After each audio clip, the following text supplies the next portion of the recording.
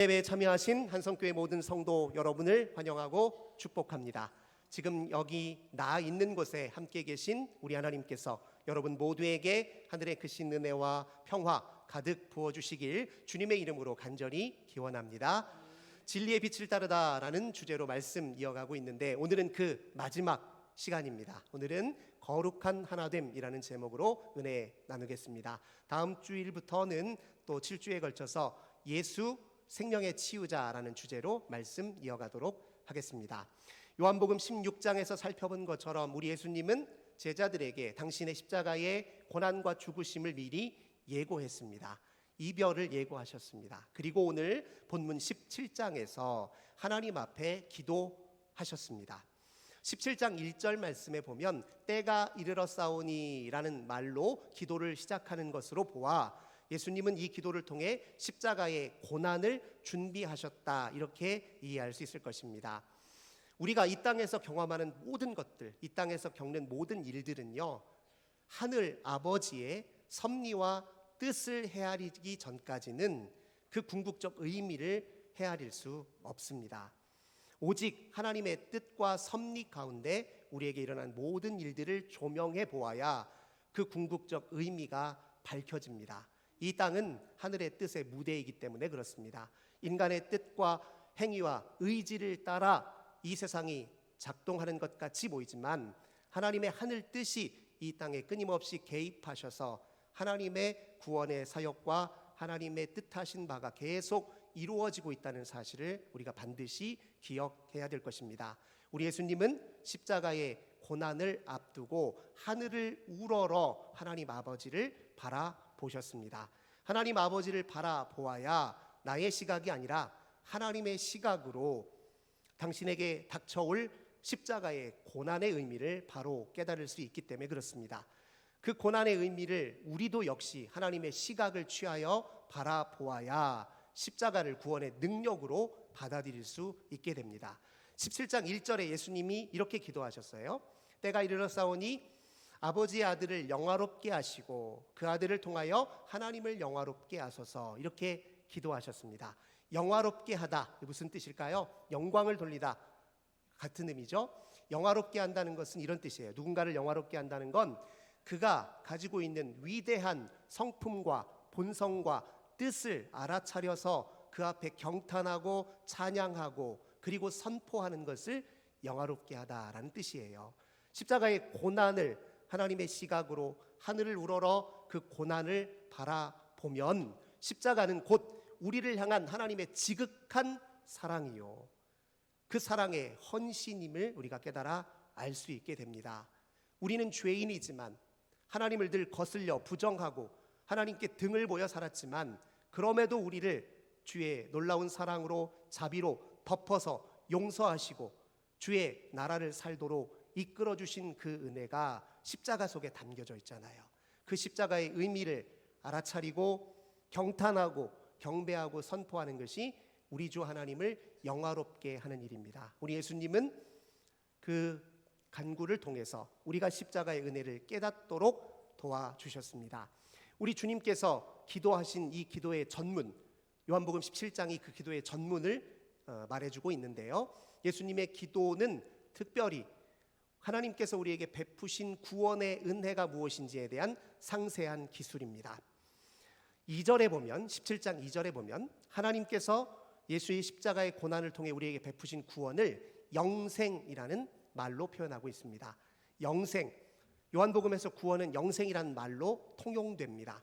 영생은 영원한 생명의 줄임말입니다. 여기서 영원하다는 것은 뭘 뜻하냐면 질적으로 차원이 다르다라는 걸 뜻해요.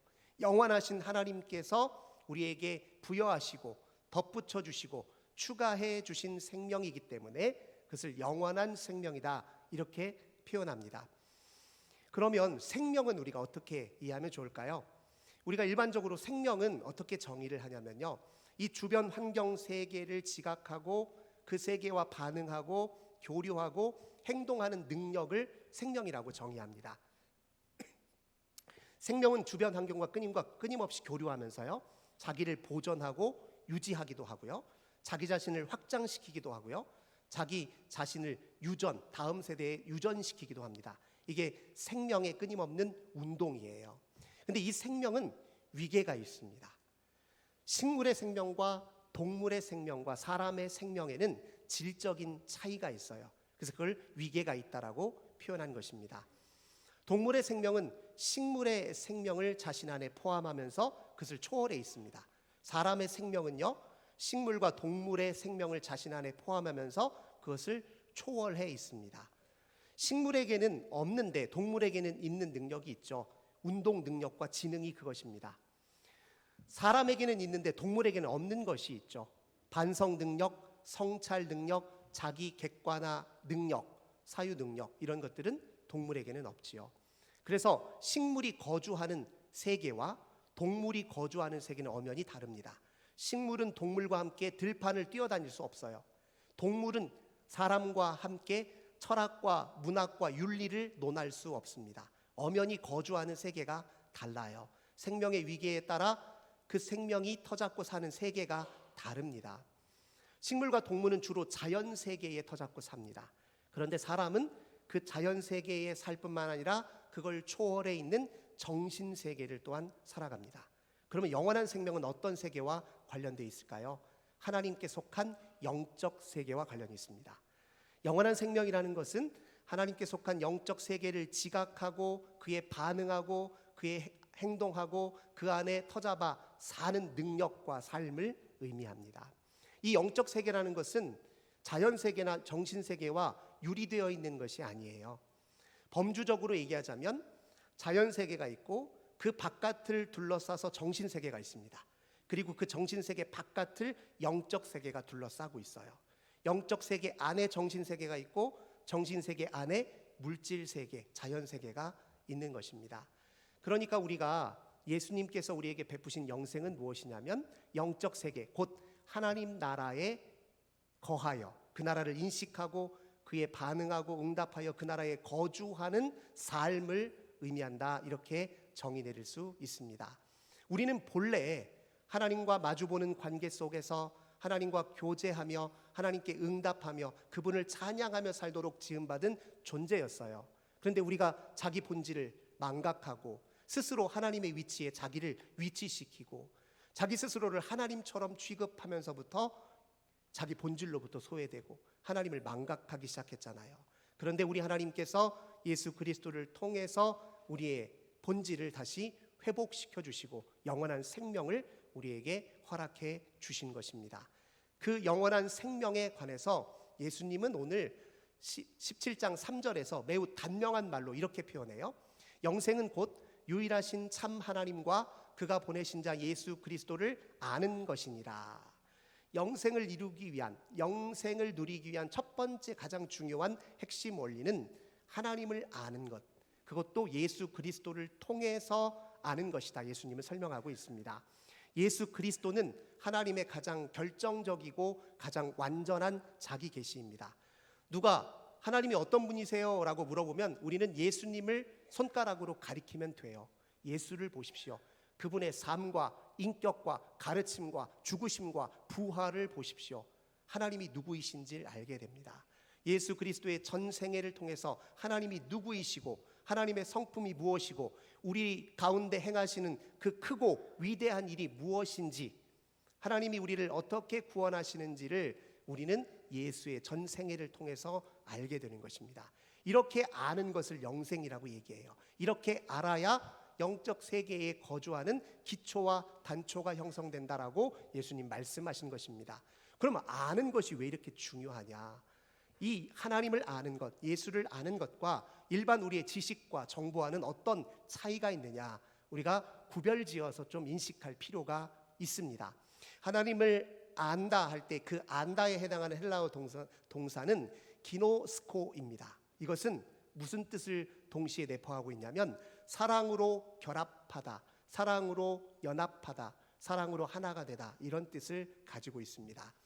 하나님을 아는 것과 사물을 아는 것은 근본적인 차이가 있습니다. 우리가 사물을 인식할 때는요, 우리가 분리되어 있는 독립된 개체로 인식하는 거예요. 무슨 말이냐면 사물을 안다고 해서 우리가 사물 속에 있는 것도 아니고 우리가 사물을 안다고 해서 그 사물이 우리 속에 있는 것도 아니에요. 그 사물을 안다고 해서 우리가 사물과 하나가 될 수 있는 것도 아닙니다. 그저 그 사물을 우리는 우리의 필요와 욕망을 따라 이용할 수 있을 뿐이에요. 그런데 하나님을 안다 할 때 하나님을 아는 건 이와는 다릅니다. 우리가 하나님을 인식할 때는 우리 자신을 결부시켜서 하나님을 인식합니다. 무슨 말이냐? 우리는 하나님을 이렇게 고백하죠. 하나님은 우리 호흡의 원천이십니다. 하나님은 우리 생명의 주인이십니다. 하나님은 우리 행복의 원천이십니다. 하나님은 우리 미래의 유일하신 소망이십니다. 하나님은 우리의 반석이십니다. 하나님은 우리의 목자이십니다. 우리를 결부시켜서 하나님을 인식하게 되어 있어요. 그래서 하나님에 대한 알미 깊어지면 깊어질수록 궁극적으로 우리는 우리가 하나님께 절대적으로 의존되어 있다는 사실을 깨닫게 됩니다. 하나님 없이 내가 없고 내 본질은 하나님께 있다라는 인식이 하나님을 아는 인식입니다. 그래서 하나님을 아는 건 그 방법도 사물을 아는 방식과는 좀 달라요. 사물을 인식할 때는 어떻게 하냐면 육신의 눈으로 관찰하죠. 그걸 양적으로 측정합니다. 그리고 수리적으로 계산하고 연역해내서 사물을 인식하는 것입니다. 그런데 하나님을 인식할 때는 눈으로 보는 것이 아니라 영의 눈으로 보는 것이죠. 양적으로 측정하는 게 아닙니다. 경험적으로 알게 되는 거예요. 궁극적으로는 우리가 하나님을 알 수 있는 유일한 방편은 하나님을 신뢰하고 사랑함으로 아는 거예요. 하나님에 대한 인식은 사랑의 인식입니다. 사랑으로 교제해야 하나님을 온전히 알게 됩니다. 사람과의 관계에서도 생각해 보세요. 누가 내 프로필을, 내 인생의 프로필을 아무리 들여다본다 하더라도 그냥 내 겉모습, 내 외모, 내 현상만 알 뿐이지 그 프로필로 내 본질을 어떻게 알고 내 속을 어떻게 합니까? 누군가를 제대로 알려면 사랑해야 알아요. 누군가를 사랑해야 나를 보려하고 그리고 나를 내려놓고 그에게 온전히 몰입할 수가 있어요. 자기 판단과 생각을 내려놓고 그에게 전적으로 주의를 기울이고 몰입해야 그의 속마음이 알아집니다. 그가 진짜로 원하는 것을 알고 그의 진짜 아픔이 무엇인지를 아는 거예요. 우리가 사랑해야 상대방도 우리에게 자기 마음을 활짝 열어서 있는 그대로 자기 자신을 보여줍니다. 사랑해야 사람을 알아요. 마찬가지로 사랑해야 하나님을 압니다. 사랑의 인식이 곧 하나님을 아는 일입니다. 이 사랑으로 안다는 건 하나님과 교제한다는 걸 뜻하죠. 사랑하는 사이와 친밀히 교제하고 사귐의 과정을 지속한다는 거예요. 그렇게 친밀히 교제하는 가운데 하나님을 알게 되는 것, 그것이 예수님이 우리에게 하나님을 알다라고 하신 말씀의 의미입니다. 어떻게 하나님과 교제할 수 있을까요? 눈에 보이는 사람과는 교제하는 게 어려움이 없는데 보이지 않는 하나님과 우리가 어떻게 교제할 수 있습니까? 사람과의 교제에 또 힌트가 있어요. 우리가 누군가 깊은 사랑의 교제와 친밀한 사귐을 나눌 때 어떻게 행동합니까? 시간을 충분히 함께 보냅니다. 그렇죠? 충분한 시간을 함께 보내고 그와 진솔하고 공감적인 대화를 나눕니다. 그에게 내 사랑을 담아 선물을 주기도 하고요. 그의 필요를 위해서, 그를 돕기 위해서 그를 위해 봉사하기도 합니다. 그리고 그와 끊임없이 자주 접촉하고 만나잖아요. 그 원리가 고스란히 하나님과 사귐의 교제에도 그대로 적용이 됩니다.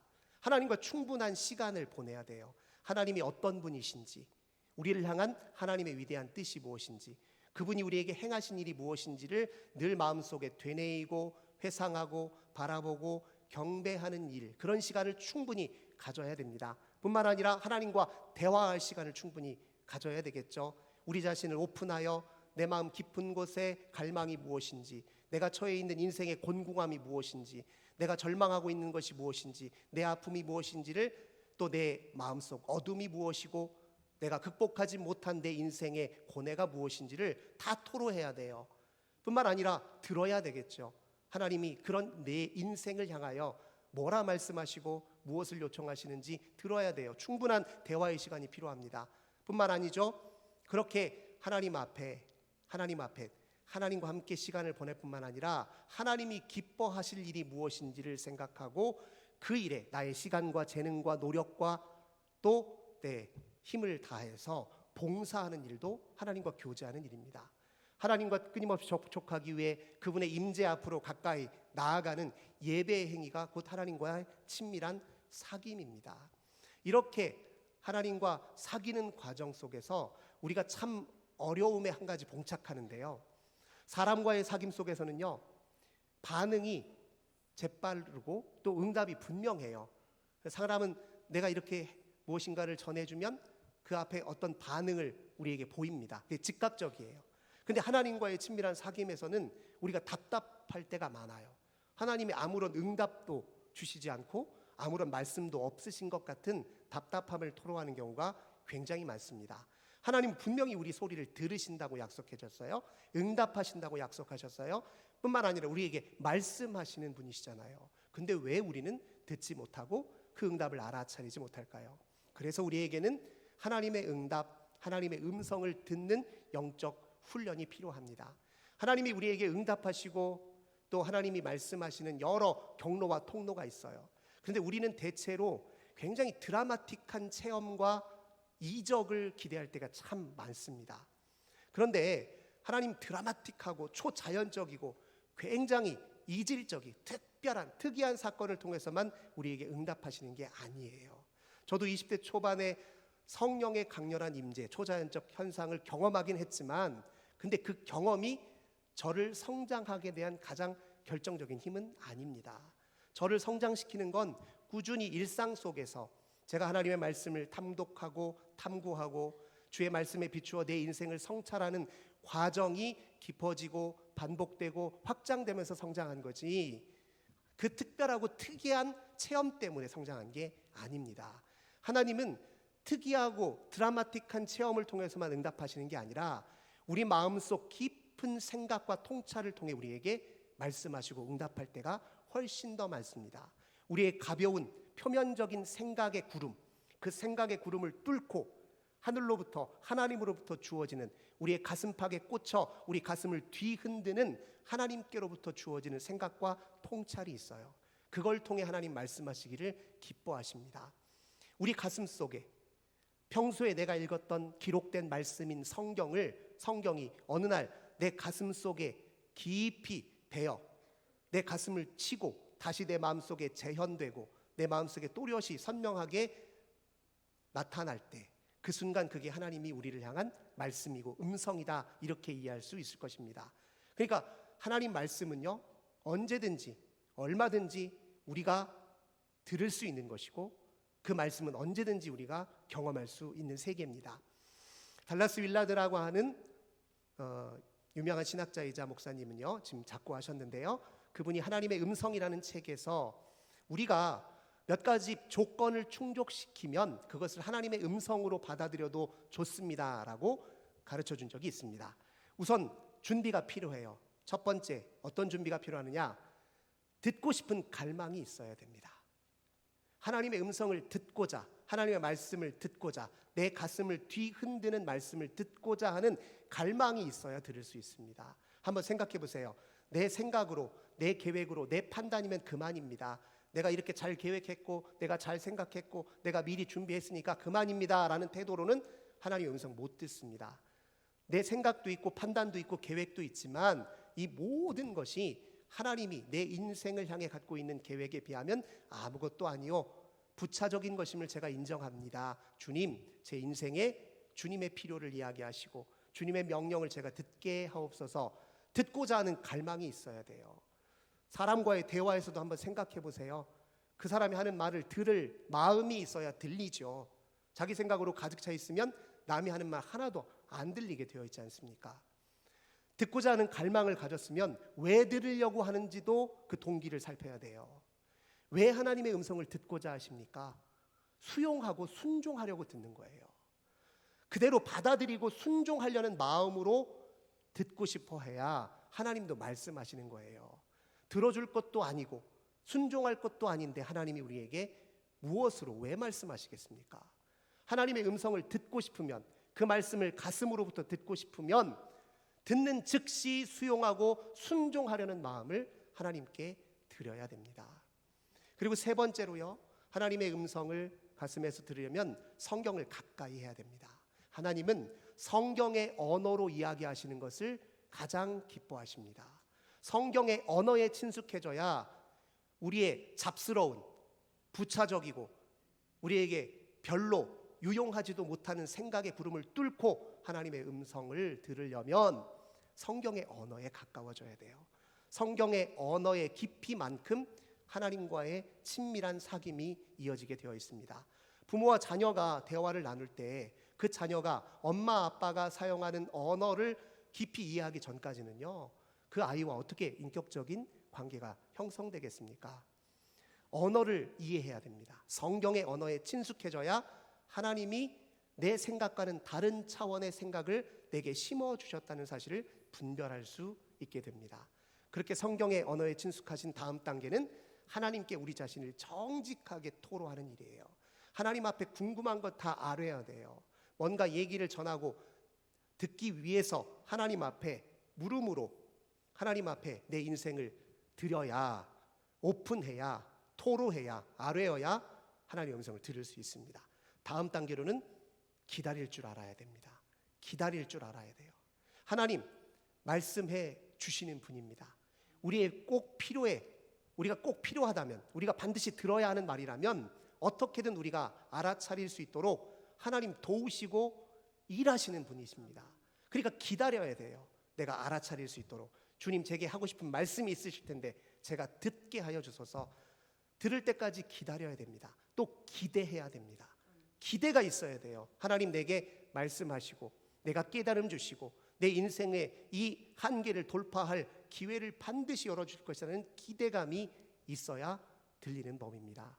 마지막으로 그렇게 해서 뭔가 내 마음속에 일반적으로 평균적으로 내 마음에 스치던 생각과는 질적으로 다른 차원의 생각이 우리 마음속에 떠올랐을 때 그게 진짜 하나님이 주신 것인지 아닌지를 분별하기 위해서 점검해야 될 게 있습니다. 첫 번째, 하나님이 우리에게 주신 생각이라면요, 무게감이 다릅니다.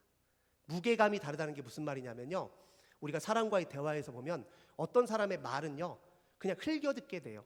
뭐 그냥 너는 그렇게 생각하겠지. 그건 네 생각이고. 근데 어떤 사람이 하는 말은 그건 네 생각이라고 치부하기 어려운, 계속 내 마음속에 울림이 있고 잔상을 일으키고 뭔가 그 말을 들어야 내 인생에 유익할 것 같은 생각이 드는 사람의 말이 있어요. 그걸 무게감이라고 얘기합니다. 하나님이 우리 가슴 속에 말씀을 들려주실 때는 무게감이 있어서 그냥 나도 모르게 아하 그렇구나, 이 말씀밖에 없겠구나, 이 말씀밖에 내 인생에 돌파구가 없겠구나, 나도 모르게 그렇게 무시할 수 없고 간과할 수 없는 방식으로 우리에게 다가옵니다. 그럼 두 번째, 그렇기 때문에 우리에게 평안과 믿음의 확신을 가져다 줍니다. 하나님은 우리에게 왜 말씀하실까요? 무엇을 의도하고 말씀하실까요? 우리가 하나님과 보다 가까워지도록, 우리가 주 앞에 성장하도록, 우리가 거룩한 삶을 살도록, 우리가 그의 나라 안에 온전히 거하도록 우리에게 말씀하시는 거예요. 그렇게 말씀하시는 걸 들으면 당연히 우리 마음은 평안이 찾아들고 믿음의 확신이 깃듭니다. 세 번째, 하나님께서 우리에게 주셨다 하는 그 생각이요, 성경의 메시지와 부합될 때 하나님이 주신 것입니다. 하나님은 성경의 전체적 메시지와 위배되는 다른 말씀을 주시는 분이 아닙니다. 성경의 메시지와 일치할 때 하나님이 우리에게 주신 말씀이고 하나님이 우리에게 주신 생각이에요. 그렇게 하나님의 음성을 듣고 나도 그분께 말하고 그렇게 교제와 사귐이 깊어지면 하나님을 알게 됩니다. 하나님을 알게 되면 그럼 어떤 일이 벌어지냐? 요한복음 17장 16절에 보니까 우선 세상으로부터 우리가 해방되게 됩니다. 예수님은 내가 세상에 속하지 아니함같이 그들도 세상에 속하지 아니하였나이다 이렇게 표현하고 있죠. 세상으로부터 해방돼요. 이 세상은 무엇을 뜻하냐면 하나님 없이 자기를 주인 삼아 만들어낸 삶의 양식 세계관을 통칭하는 것을 의미합니다. 하나님 없는 세상으로부터 우리를 해방시키는 역사가 나타나요. 그리고 두 번째로 하나님을 사랑의 교제 속에 알게 되면 예수님은 오늘 요한복음 17장 21절에서 무엇을 얘기하냐? 하나님과 연합되게, 하나 되게 하신다 말합니다. 예수님은 이것을 서로의 안에 거하는 관계로 표현하세요. 하나님과 하나 된다는 것은 하나님 안에 내가 거하고 하나님이 내 안에 거하시는 관계라는 거예요. 하나가 된다고 해서 같아지는 것을 의미하는 게 아닙니다. 같아지는 게 아니라 하나님과 나 사이에 단절감이 사라져버리는 거예요.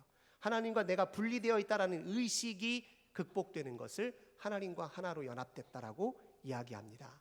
이렇게 하나님과 하나로 연합된 상태에서 우리는 그 다음 단계로 무엇을 경험하게 되느냐? 거룩을 경험하게 됩니다. 왜요? 하나님은 거룩하신 분이거든요. 거룩은 하나님의 속성이고 하나님의 것입니다. 우리 것이 아니에요. 근데 우리가 그 거룩을 힘입는 방법은 딱 한 가지예요. 우리가 거룩하게 되는 길은 거룩하신 하나님께 가까이 나아가 그분의 임재 안에 온전히 머물러 있어서 그분의 거룩을 덧입을 때만 우리가 거룩해집니다. 그래서 예수님은 하나님과의 사랑의 연합과 함께 우리를 진리로 거룩하게 이끄신다는 말을 동시에 하신 거예요. 진리로 거룩함에 이르게 하다, 사랑으로 하나님과 연합하다, 다 같은 말이에요.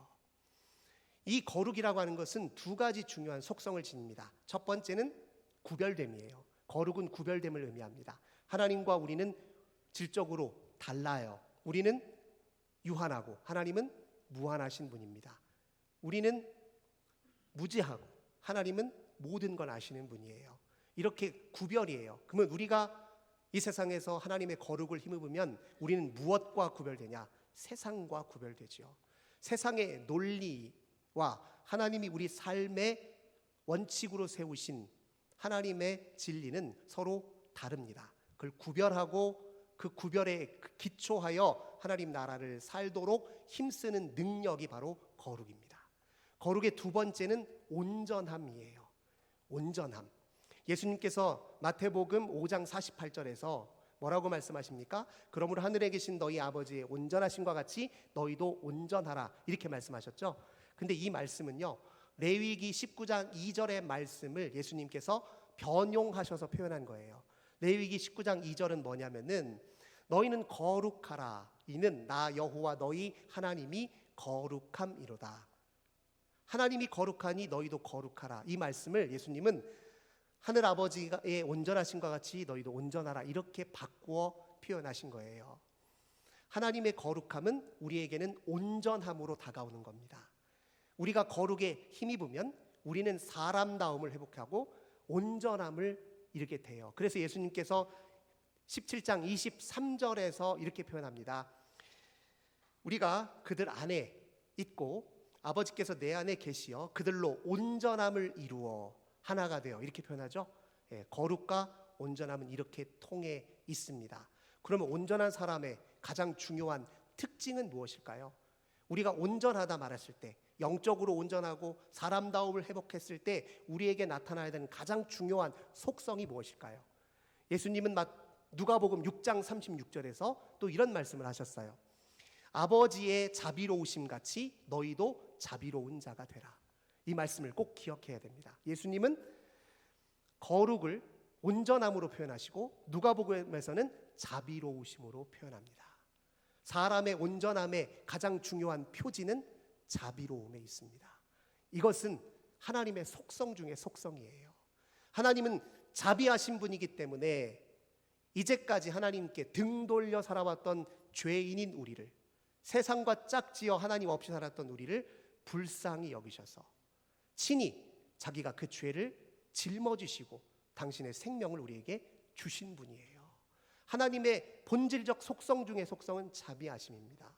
우리가 하나님의 거룩을 힘입어 하나님의 성품을 담는다는 건 우리에게서도 그 자비가 나타난다는 걸 의미합니다.